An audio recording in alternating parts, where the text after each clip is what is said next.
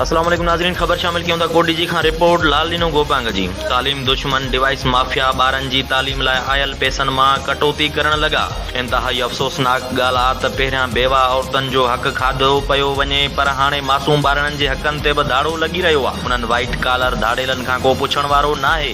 कोटी जी एहसास किफ़ालत सेंटर ते डिवाइस माफिया बि इंतज़ामिया लाइ चैलेंज बणियल आहे। कोटी जी कुंभ एहसास किफ़ालत सेंटर ते डिवाइस माफिया सरगर्म फी औरत खां 2000 रुपया कटौती जारी। अगर का औरत रुश्वत नथी ॾिए त उनखे ब्लैकमेल कयो थो वञे त अव्हां जो फिंगर कम नथो करे। मिसकिन औरतूं परेशानीअ खां बचण लाइ मजबूरी तौर 1 खां 2000 रुपया कटौती कराइण ते मजबूर थी करे पंहिंजा आयल पैसा वठनि थियूं।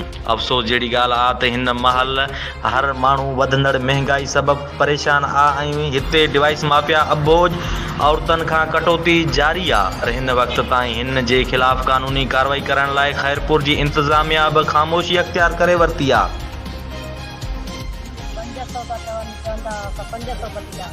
500 कटींदा ते 5000 ते 500 रुपया तव्हां कटंदा पिया कनि। तव्हांजा पैसा घणा आया आहिनि? 5000 फुल आया। तव्हां अंगूठो हयो आहे? हाँ, अंगूठो हयो आहे। तव्हांखे पेमेंट मिली आहे? न, कोन मिली आहे। न चवंदा अचो त अचे। अञा वेहो अचे थी पई। हाँ, तव्हां घणो टाइम थियो आहे हिते वेठे? इलाही महिल थी आहे, कलाक ॾेढ थी आहे। हिते आया अच्छा, हाँ, सही आहे। तव्हांखे हाणे पेमेंट घणी मिली आहे? पहिरियां घणा था कटनि? पहिरियां 500 कटनि पिया, माना हिते साफ़नि जे पुॼण सां तव्हांखे कुझु फ़ाइदो मिलियो आहे? महिरबानी सर, महिरबानी।